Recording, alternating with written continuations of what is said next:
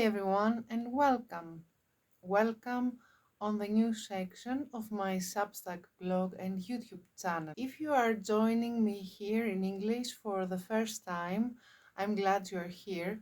And if you have been following my work in Greek, thank you for staying with me as this space slowly opens to a wider audience. This episode is part of a new English language series created as an extension of my work, not a replacement of it.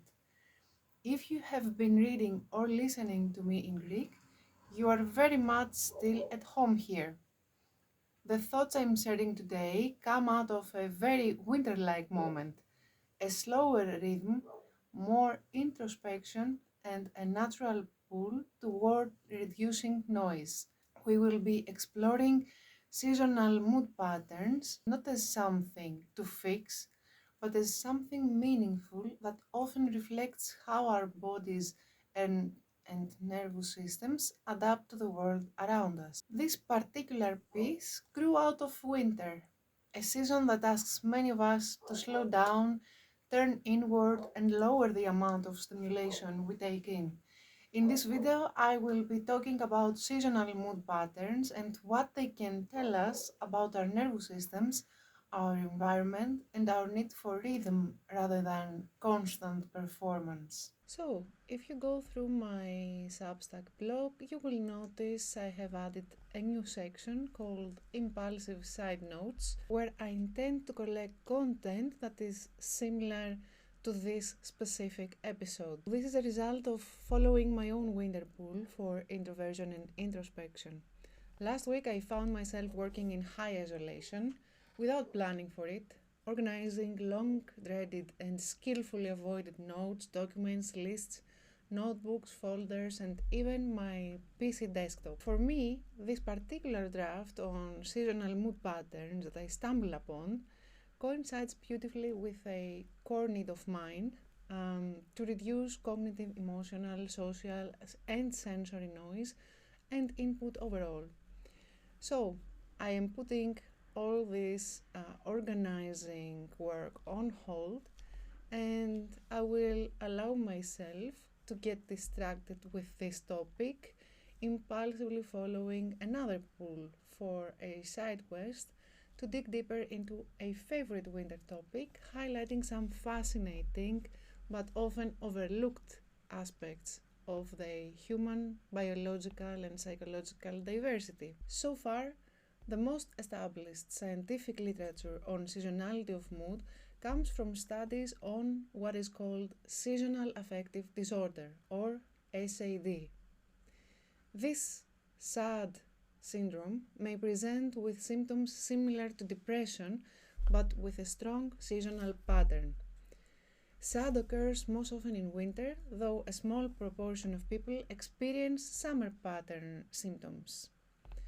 While large-scale reviews suggest that winter pattern SAD affects a minority of the population, another group of people may experience subsyndromal SAD, which means they experience seasonal symptoms that are noticeable but do not meet diagnostic thresholds. What feels important here is not the diagnostic boundary per se, but holding a conversation on aspects that are left out by a strictly clinical framing of this topic, because many people experience seasonal shifts in energy, mood, the will to go out and socialize, and sensory tolerance that don't get to become a diagnosis, yet may still impact their lives in significant ways. These patterns may often be regarded as personal weakness or poor self-regulation skills rather than as relating to underlying biological rhythms. So it feels important to notice, understand, and destigmatize seasonal mood and energy fluctuations. Only then can we proactively design for them rather than moralize or condemn the natural diversity of individual rhythms. Chronobiology adds another layer in this discussion. Chronotype, our natural tendency toward morningness or eveningness, is not entirely fixed. It is influenced by light exposure, and evidence suggests it can shift seasonally, particularly in individuals who are more sensitive to changes in day length. Students and working adults show later sleep timing and later chronotype expression during fall and winter, even when social schedules remain constant. Importantly, people differ in photoperiod responsiveness.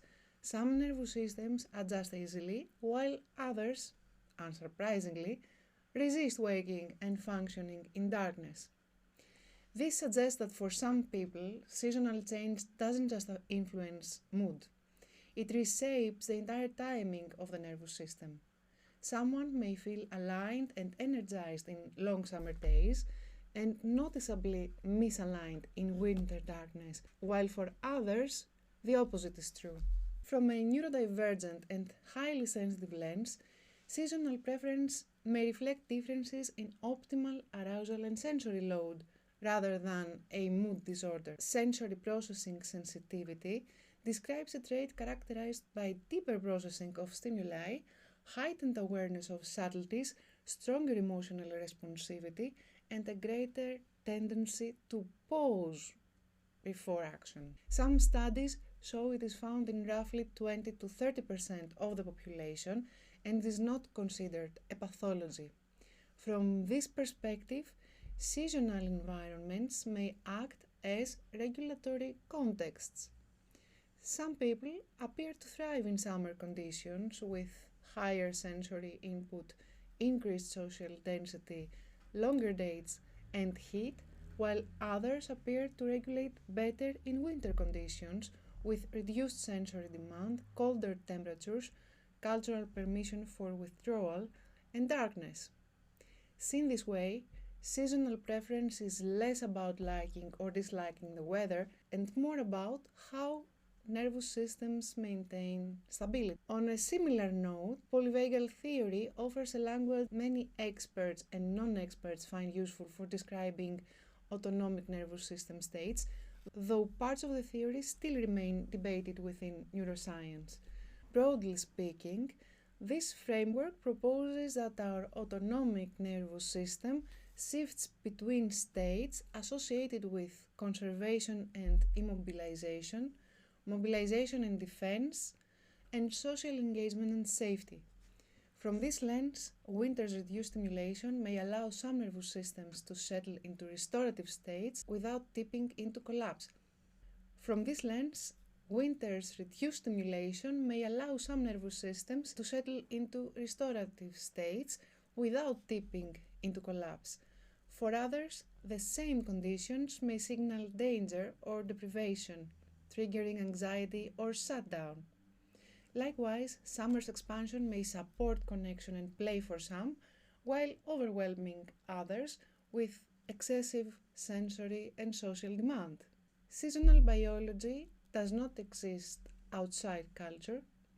Our productivity-oriented societies implicitly and explicitly appreciate summer traits, while winter traits are being easily framed as laziness or dysfunction. Especially for sensitive and neurodivergent people, this overlay can turn a natural seasonal rhythm into chronic self-criticism. Recognizing that winter withdrawal may reflect regulation needs rather than failure can be quietly radical. In addition, research comparing rates of winter versus summer SAD, seasonal affective disorder, across dozens of countries suggests that cultural values like individualism and power distance significantly relate to how seasonal mood changes are experienced by people and reported beyond biological factors alone. So, moving towards a non-pathologizing view of seasonal mood patterns, let's consider one thing that is rarely mentioned: a framework that treats seasonal variation as neuropsychological diversity, not deviation from correctness. We might conceptualize seasonal experience along multiple continua, like high seasonal amplitude versus low seasonal amplitude, and summer versus winter energized. These are not fixed identities. They are dynamic patterns shaped by light sensitivity, sensory profiles, circadian biology and trauma history, health status, cultural and environmental context. So perhaps a more useful question here isn't whether you are a summer person or a winter person, but what does your nervous system need across the wheel of the year, and how much of your life allows that need to be honored rather than overridden. If you found this episode interesting or useful, feel free to share it with someone else who might also find it interesting and useful. Feel free to leave a comment with your thoughts, experiences, and concerns, and hit subscribe if you would like to receive more similar content in your newsfeed. See you on the next one.